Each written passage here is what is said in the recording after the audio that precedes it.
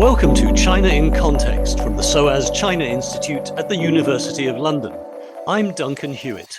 Today we're talking about, what else? The implications of Donald Trump's re-election for relations between China and the US. Will Beijing be alarmed by the unpredictability and the threats of massive new trade tariffs that Donald Trump has boasted about? Or will it see his relative lack of interest in global affairs as a chance to put even more pressure on Taiwan? To discuss these issues, I'm joined by Jim McGregor, Chairman for Greater China of the consultancy APCO Worldwide and former head of Dow Jones in China, and by Professor Steve Tsang, Director of the SOAS China Institute and a specialist on Chinese politics, and also from Taiwan by Rupert Wingfield-Hayes, the BBC's Asia correspondent, and a graduate of SOAS too, I believe, Rupert. I'm indeed, yes, 1992, I believe. So I studied Chinese politics under the great David Shambaugh. Well, thank you all for joining us. So Jim McGregor, if we can start with you, because you've actually just come back from to the US from China, and yet you were in Shanghai on election day. You've also been in Beijing. How do you see the reactions there to the second coming of Donald Trump? Well, I did not talk to officials. But from what I heard from some academics, they had a mixed thing on that Trump could be easier because he's so transactional and he's so subject to flattery, and also having him in may help discredit American democracy and just democracy globally. You know, that was a view. But another view is he's so haphazard, you don't know what's going to come at you. What really surprised me was Chinese citizens I talked to, including quite a few women who were all for Trump, and one reason was they kept talking about that Kamala Harris was incompetent. I go, why do you say she's incompetent? And they said, well, there's memes on WeChat where she's just laughing. So these are not high information voters or non-voters, I would say. Yeah, but I mean, obviously, Donald Trump has made various threats or promises during his election campaign, including, potentially imposing 60% tariffs on Chinese imports to the US. I mean, is that not apparently worrying people?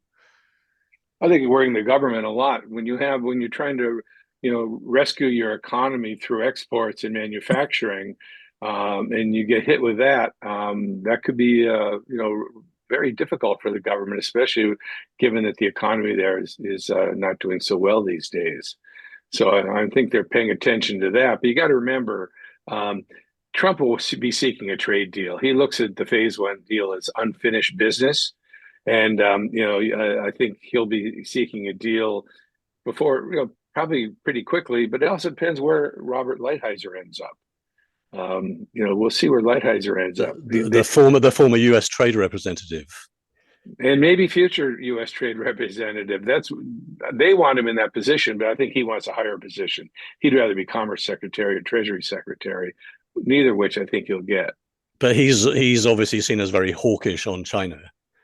Oh, extremely hawkish. He wrote a book basically when he got out about he's for almost total decoupling. So it looks like we may have, something of a coalition of different views in the Trump cabinet. Also, we're seeing this, the news that Elon Musk will be joining the government as the kind of efficiency czar. And of course, he has an enormous, a gigafactory for his Tesla cars in Shanghai. But at the same time, we've seen Mike Waltz, who's now not being nominated as the national security advisor, and the nomination or the suggestion that Marco Rubio will be the Secretary of State, the senator for Florida, who is very, I believe, closely involved on the Taiwan question, and seen as really quite a great supporter of Taiwan. So, I mean, do you think, Jim, that this new U.S. administration is going to end up being more hawkish than the last Trump administration, where we saw all these high tariffs, we saw Chinese technology companies blacklisted, we saw also, tit for tat expulsions of journalists from China and the US?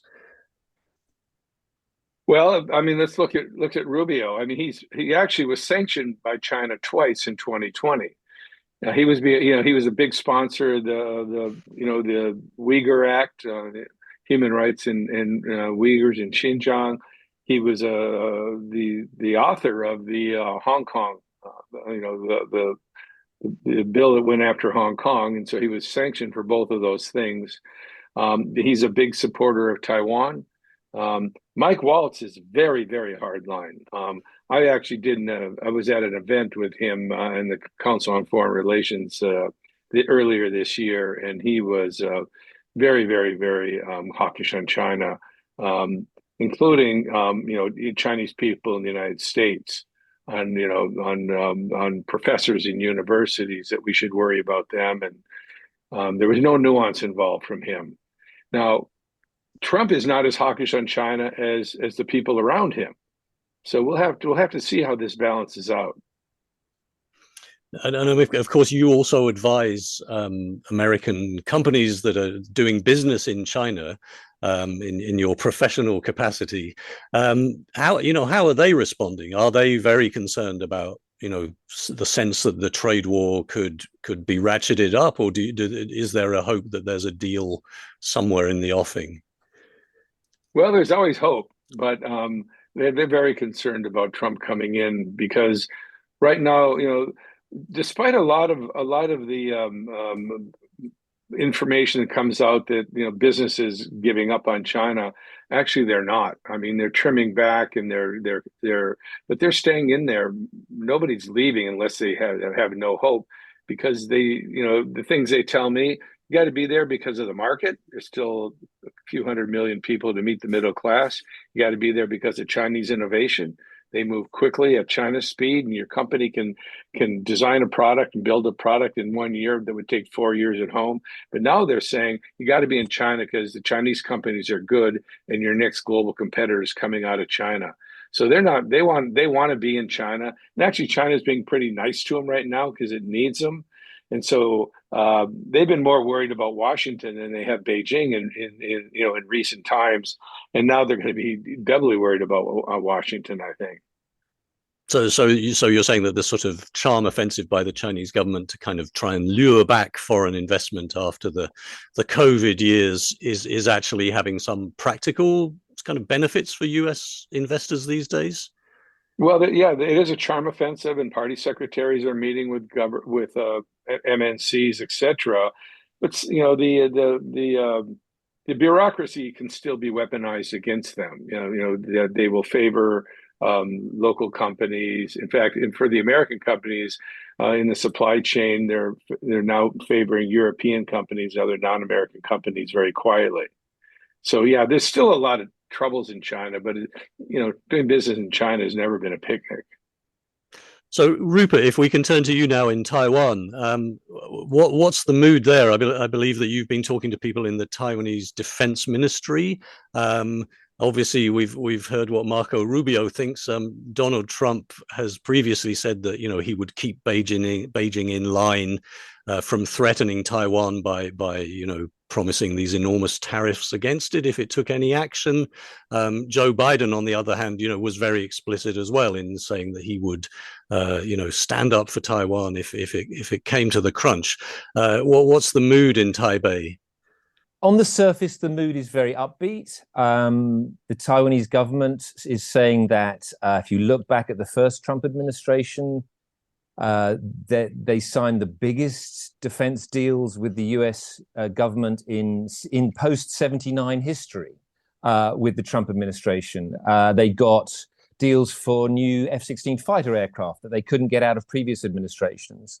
And that the point that they will make repeatedly and very loudly is that Taiwan enjoys extremely deep bipartisan support right across, both houses of the Congress, and that has not been changed by the result of this election. If anything, it has been further deepened with prominent Taiwan supporters now in very important positions in the Republican Party in Congress, but also, as Jim has just said, Marco Rubio is considered, if he's going to be Secretary of State, he's considered a very close ally. Now, I think that's the surface, that's the superficial take that you get always, when you talk about relations with the United States, with the incumbent Democratic Progressive Party government here in Taiwan, which has, over the last 9 years now, going on 9 years, has built a very, very strong, close personal ties with both parties in the United States, assiduously building their connections there. On the other hand, and of course, there's also a vice president of Taiwan now who, you know, is partly American and has very close ties with the US. Worked in the US as Taiwan's representative there before running for the post. Indeed, Bi Kim Hsiao, the vice president, has very close family and professional ties. She spent, the last few years before coming vice president as the representative in Washington. So yes, absolutely. On that sort of, but I think, the thing is, Duncan, is in the shape of Trump. He represents something different from Taiwan compared to Biden. And I think there is some concern, although it is not outwardly enunciated, that with Biden, Taiwan knew what it was getting. Biden went on the record several times during his presidency. He has said absolutely that the United States would come to Taiwan's defense if the People's Liberation Army tried to come across the Taiwan Straits. And that is, this is all about, for Taiwan, I mean, this is a multifaceted issue, but fundamentally, this is about deterrence. This is about military deterrence. And military deterrence means capability, but it also means intent. And with the Biden administration, it's very clear that the intent was, if China comes unprovoked, then we will defend Taiwan. With Trump, I think, we just don't know. And I think whatever people here say, it is very unclear what Trump's intention would be towards Taiwan if there were a conflict. And while there may be people around him, just as Jim said, there are lots of people around him who are very pro-Taiwan and want America to support Taiwan more. Trump himself has said he doesn't want wars. He fears nuclear war. He's proud of the fact in his first presidency there were no wars, or at least there were no wars started. And so he seems to be much more of an isolationist who, I think there are questions in people's heads here. If push comes to shove and there is a crisis with China, will America turn up? Because that is a presidential decision. It's not going to be decided by someone in Congress or the Secretary of State. You've also said that under the previous Trump administration, there were quite a lot of arms sales from the US to Taiwan. But at the same time, Trump has recently been saying that Taiwan needs to kind of pay more for its own defense. I know Rubio has said they should increase their defense spending. I mean, how does the Taiwanese government respond to that? I mean, do they see this as a positive, or do they feel that they're under pressure to spend money? Yeah, they're definitely. There is a sense that they're under pressure to spend more money. They say that they are going in that direction, and they have been going in that direction. I mean, if you go back to the administration of Ma Ying-jeou, ended in 2016, Taiwan was spending about 1.5% of its GDP on defense. It had really fallen to a very low level. It has now gone up to about 2.7% of GDP. A lot of Taiwan's critics say that's not nearly enough for a country or a place that faces an existential military threat from a much bigger, more powerful neighbor. But the point that people say to me in the government, from the National Security Council and so on, will say, "Hey, look, we've increased our military spending by 80% in the last 8 years, and we are continuing to increase our defense budgets year on year. But there's only a certain amount we could do each time, and there's only a certain amount we can absorb. But the trajectory is upwards, and it will continue to be upwards, as well as focusing on the things that Taiwan needs. And there is a big shift in Taiwan away from the traditional ships and aircraft and the so-called, the big platforms that they had in the past, with a traditional navy, a traditional air force. They're now talking much more about buying far more drones, far more anti-aircraft missiles, far more anti-ship missiles, things that are small and mobile, and that they can buy in large numbers and make it very, very difficult for China to come across the Taiwan Straits if it ever decides to do so. Right. Well, Steve Tsang, I mean, you're a specialist on this issue of relations between Taiwan, mainland China, and the US. And how do you think Beijing will be looking at the situation? Obviously, we've been hearing about people like Marco Rubio and their links to Taiwan. But will China be still sort of, as Jim suggests, hoping that Donald Trump is relatively transactional compared to someone like Joe Biden, who's a much more conventional politician? Oh, yes, I think China will definitely be looking at the Trump administration as a transactional one and try to build on that. Where I think the big adjustments will come will be the reality that if somebody like Rubio becomes Secretary of State, China will have to lift sanctions against him, and even doing so will not make the working relationship at the ministerial level easy, because Wang Yi will not be able to talk to Rubio in a very workmanlike relationship. And what they then have to do is to utilize what they believe to be their asset, which is Xi Jinping, and Xi Jinping's ability to communicate directly with Donald Trump. So unlike during the Biden administration, when Xi Jinping had very few direct bilaterals with Biden, I think we are going to see a lot more bilaterals between Xi Jinping and Trump. And if the Chinese can, through Xi Jinping, get Trump to make adjustments on specific policy areas, then it will be pressure on people lower down, whether we're talking about Rubio or like Heiser, to toe the Trump line. Absolutely, and presumably, I mean, there are all the issues that Beijing is concerned about include things like the South China Sea, where it's had this quite assertive policy towards neighboring countries like the Philippines over the Spratlys, the Paracels, all these islands in the South China Sea. Obviously, we've seen the US with its regular freedom of navigation operations sailing through that area. Do we expect that would continue to the same degree under a Trump administration? Well, I can't imagine that with people like Walz and Rubio involved, that they're going to lighten up on the military pressure of keeping the sea lanes open and freedom of navigation and all of that. I would not see them backing down on that. It just doesn't fit with the profile of either of those people and the way they look at China.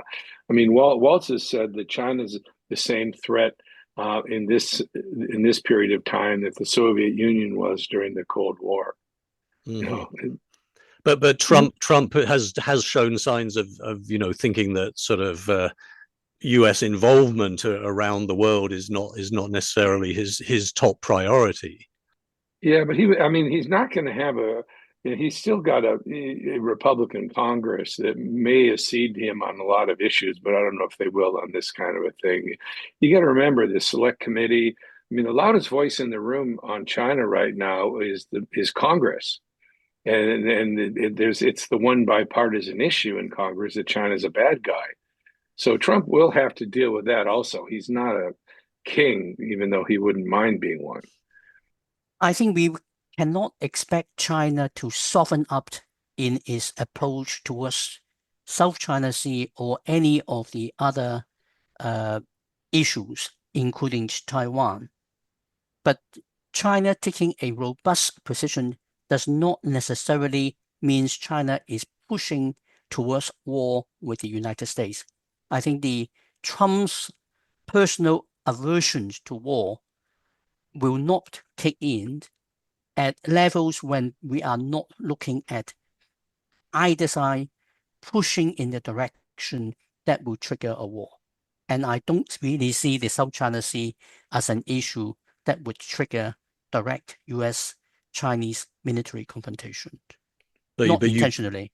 But you do believe that Donald Trump will be willing to devote the same amount of resources to it, will show the same interest in perhaps the wider region of Southeast Asia?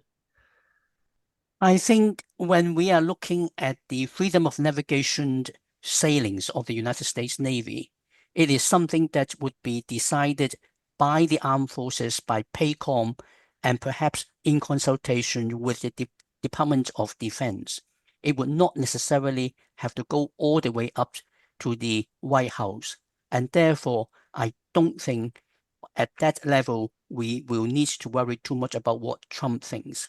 If you have the command structure and the defense secretary fully in support of it, a lot of those operations will simply be continued. And Rupert, you've been to the South China Sea, and you also been based in Japan. You cover the Korean Peninsula as well. Obviously Taiwan and its relations with the mainland are seen as incredibly important by those neighboring countries in East Asia.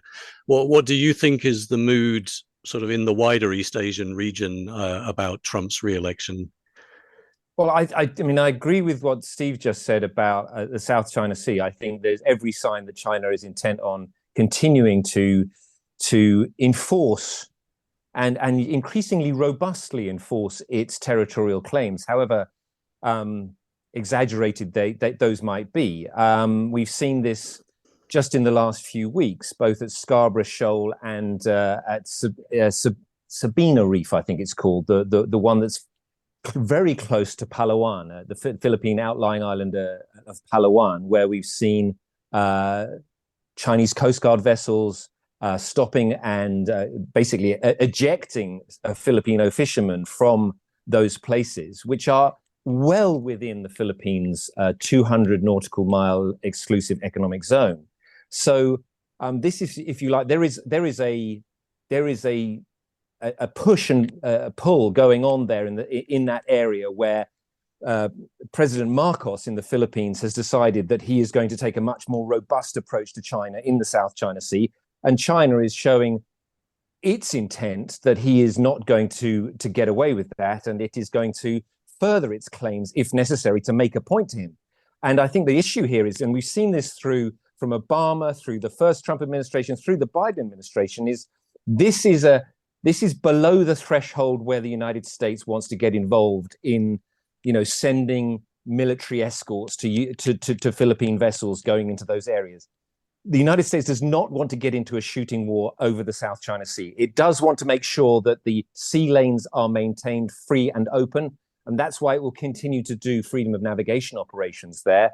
But I suspect that the Trump administration will follow in the previous ones in not wanting to get into the game of escorting Philippine vessels to these outlying islands where they face Chinese opposition. Now, that could change if there were an incident where, for example, a Filipino Coast Guard vessel got badly damaged and people got killed. Then I think the U.S. Mutual Defense Treaty would have to be called upon, and that could change the situation. So it's a very delicate dance going on down there, but no one wants it to turn into a shooting war.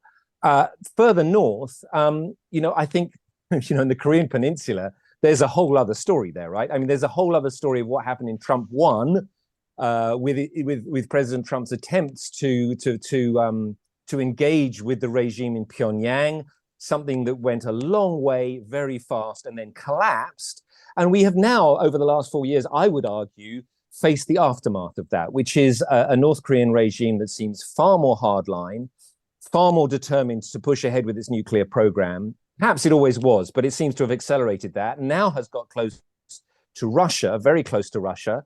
And I think that is a massive headache for the United States and its allies.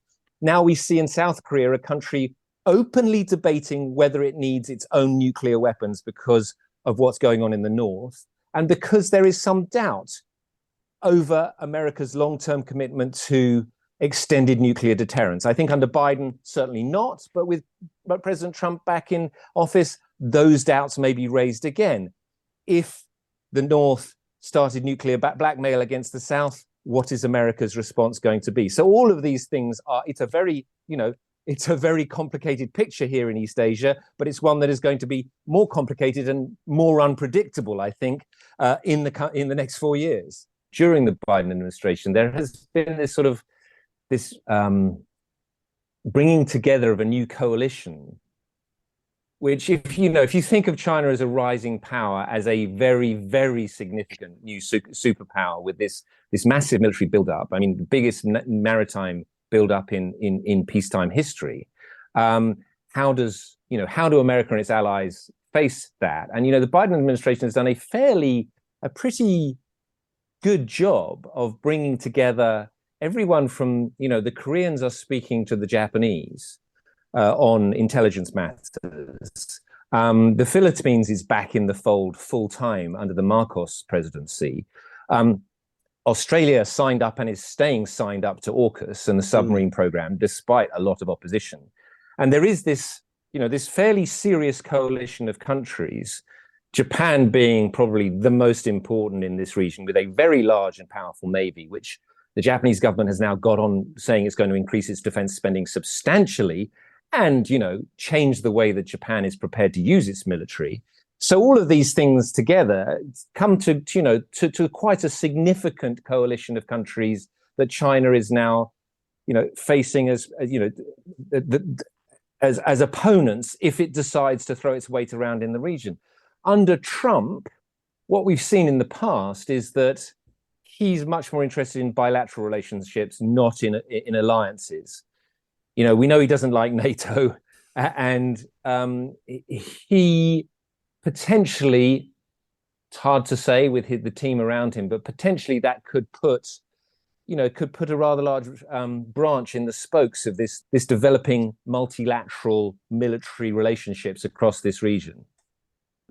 Just going back to North Korea, we've seen North Korean troops apparently now working with the Russian army in its onslaught against Ukraine. And in a way, that's a reminder of this, what could be an extremely complicated picture in terms of the relations between Beijing, Washington, and Moscow, where on the one hand, Donald Trump is seen as being quite close or relatively open, shall we say, to contacts with President Putin. We don't know how much that will change now in the current climate with sanctions. But Steve, how do you feel Trump's election could affect the sort of balance of power between Beijing, Moscow, and of course, wider implications for the Korean Peninsula and relations with the US as well? I think the Chinese are probably a bit more uncomfortable with the closer alliance between North Korea and Russia, and the deployment of North Korean troops into Russia and Ukraine than they are with the likely changes that Trump may bring about to the Korean Peninsula. I think if the US president should speak to Mr. Kim, it is not something that Beijing is terribly unhappy about. But that shift in North Korea forging a much closer relationship with Russia and therefore reducing its dependency on China probably make China even more uncomfortable. China wants to have much greater influence over North Korea's behavior. It does not feel that it has sufficient influence over there to direct the North Koreans to move in the right direction. And they are losing even, they're getting less and less control.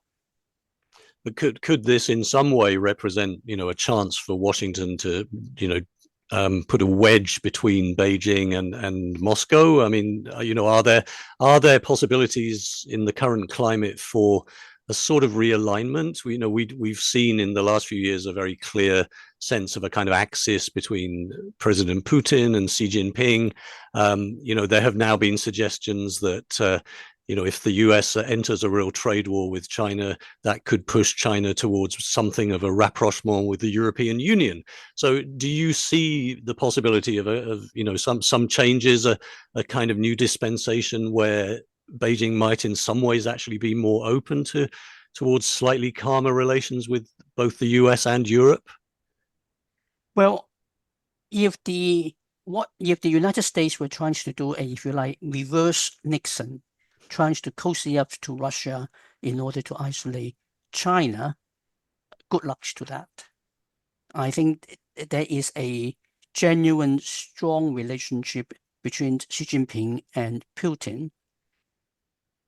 And the reality that in the short to medium term, both China and Russia see the United States as the primary strategic competitor, and one that they are not likely to be able to beat in the next 5-10 years, is going to push the differences between Russia and China and the potential huge territorial dispute over the Russian Far East way, way into the background.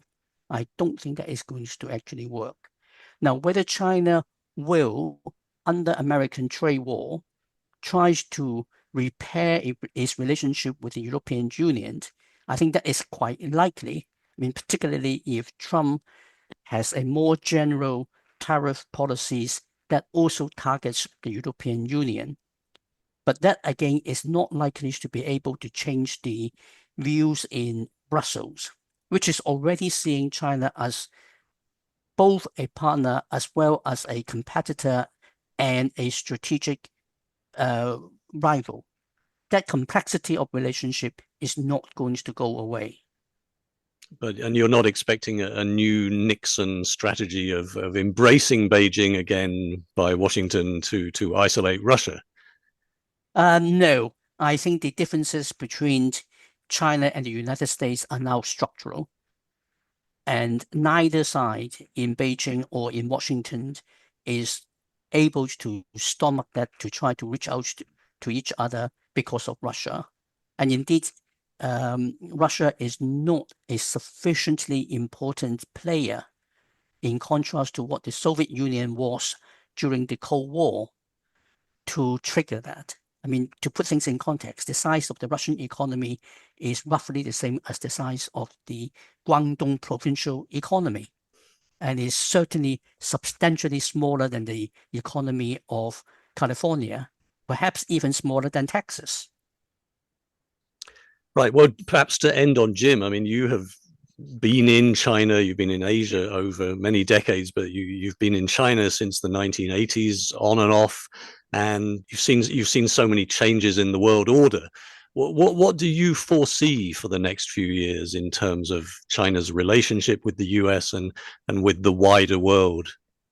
You know, I think that China has really damaged relations with a lot of countries with the no limits agreement with Russia.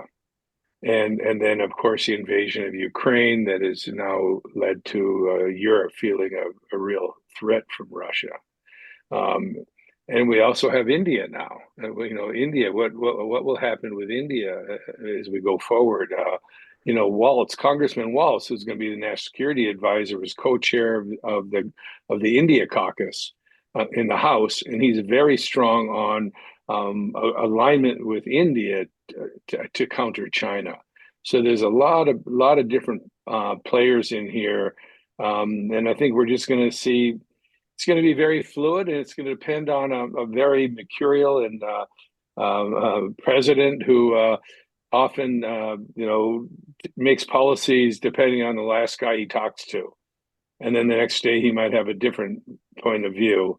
And now he's going to be surrounded by loyalists who will cater to him. He doesn't have all these people that'll push back on him, so it's going to be it's going to be an interesting journey these next 4 years. Interesting times, we could say. Well, thank you very much to Jim McGregor, and also to Rupert Wingfield-Hayes in Taiwan, and to Professor Steve Tsang from the SOAS China Institute here in London. That is all we have time for on this edition of China in Context, the Institute's podcast, but we'll be back in a couple of weeks' time. So until then, goodbye, and thanks very much for listening.